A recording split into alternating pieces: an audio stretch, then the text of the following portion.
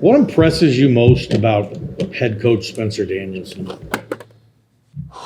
I think he is the right coach for the right time, the way college football is right now. I think he's really positive with the players, and he's real consistent in his own skin and how he is. He's the same guy every day, and he's a positive guy that's for the players, but yet he tells them the truth.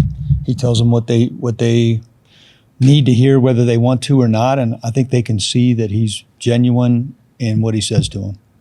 How daunting is that? It's the 13 interceptions you look at from UNLV. They do a really nice job of taking the ball away. They have some ball hawk guys in that secondary and at linebacker. I mean, they're legit. I mean, it's not like they're lucky. They've made the plays. They're very well coached on defense. They have a lot of defense. They do a lot of different things. They don't just sit there and give you one look. I mean, obviously their head coach has been successful as a player and as a coach at the highest level. And they hit on their transfers. They hit. They've got some really talented guys there. They're playing good. You got to give them credit. What stands out to you about Jackson Woodard, number 7? His length, I think he played his best game in the Oregon State game. His length, his speed off the edge, they move him around. He's versatile. They use him in different ways. He's more like an NFL outside linebacker. He's a dropper. He's a rusher. They move him around. I think they do a good job. They've got three guys I think who are really good playmakers, and those guys have made plays. Yeah, I mean, obviously you had some, watch the Mountain West Championship game from last year. So how do you feel like this team, UNLV has grown even since that kind of moment? I think when you watch that game, I mean, that game doesn't matter right now. I mean, I'm sure it matters to the psyche of both teams in different ways, but everything kind of went wrong for UNLV in that game and I'm only talking about Boise's offense against UNLV's defense. I mean, Boise State hit a lot of big plays, and I mean, don't get me wrong, you still got to make them, but some of them were a little bit lucky.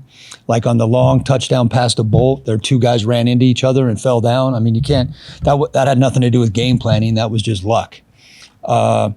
So I'm sure that UNLV feels like that they didn't put their best foot forward, and I would agree, they probably didn't. I mean, they had a lot of things go against them in that game. I think they're playing at an extremely high level right now. I don't think that's the kind of game it's going to be this week. I mean, that's not how we're built, really.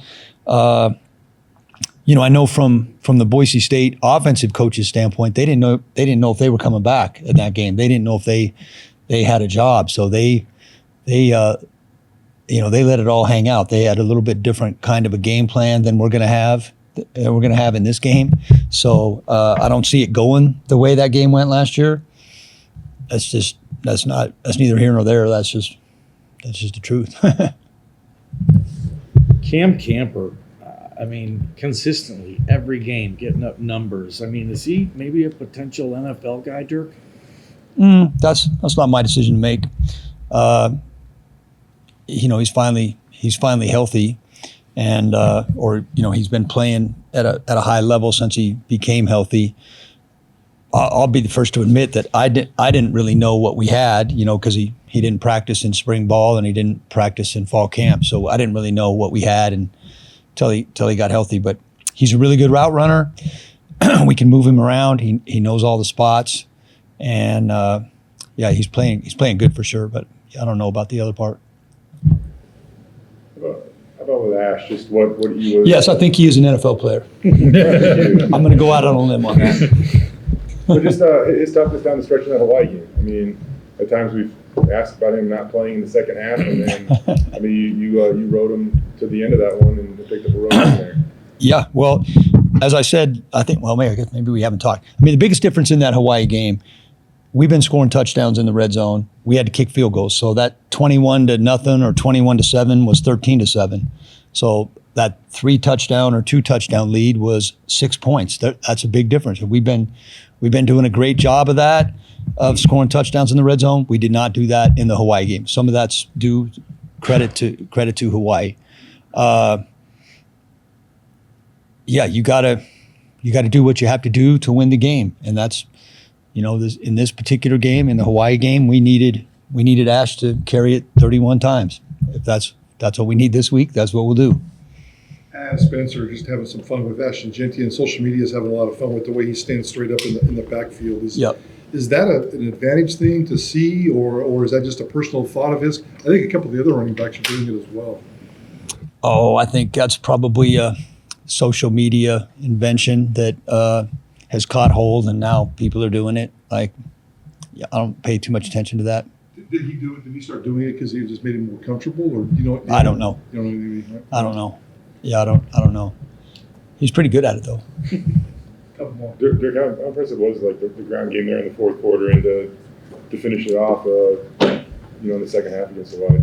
Yeah, I mean, I think that's one thing that a running game does is I think that showed up in the Washington State game as well. That we didn't, we ran it better in the fourth quarter than we ran it in the first and second quarter, and I think some of the teams around the country.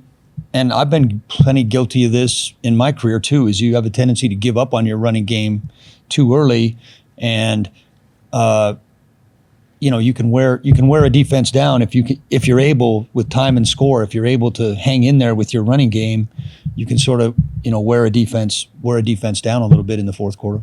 What do you think of the way Maddox played against Hawaii? He had some good things and some not so good things. I mean, it wasn't his best game. It wasn't a bad game. I mean, the things that we talk about every week. Mad Dog does a good job running the team. He's not turning it over. He's getting the ball out of his hands, which is having the effect where we have very few negative plays in the pass game. But we need to be more consistent with our ball location. So, it's a work in progress. It's been a little up and down. When you have a bye week, can you work differently with one-on-one with him on certain things, or is it more still the team concept, or is it a little bit of both? Or? Both. We had things for everybody at every position that we were trying to get better at, different things that we saw either off the self-scout or just, stuff that we had in our notes that we were trying to get guys better at. We practiced twice over the bye week, so you're not gonna get a ton of that. But anytime you point things out to these guys, that's one thing these players do a good job of. Is they, when you point things out to them and make it a point of emphasis, they're working to try to make it better. And when you say Maddox and ball location, is that just fitting it into the target more precisely, or? Some of it's timing when you let it go. Some of it's ball location, inside, outside, high, low. Some of it's footwork. Some of it's trajectory, what type of throw. So different concepts. Probably an obvious common sense answer here, but with we mentioned the turnover battle earlier in the game. Just in a game like this, and how important it is to win in the turnover battle. Yeah, it's important. It's important every week, and obviously UNLV is number one in the nation in that. Now, one thing where that stat is a little bit skewed is that's based strictly on fumbles and interceptions. Our defense getting those fourth down stops. That our D, I think they got 3 fourth down stops last week. So I think on the official stat sheet we were even. I think we were even or +1 against Hawaii. We were really more like +3 or 4 when you count those fourth down stops.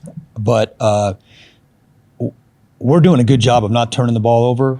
They're doing a good job of taking the ball away. So let's hope the trend on our side continues. Just an observation. In practice, like in years past, the quarterbacks they always threw into like nets. And I'm not a big net guy. I'm not a big net person. Why is that first important? I've never seen a net make a catch in a game. So is that more for your quarterbacks or more for the receivers, or who's that? That's just more for me. All right. Thanks, guys.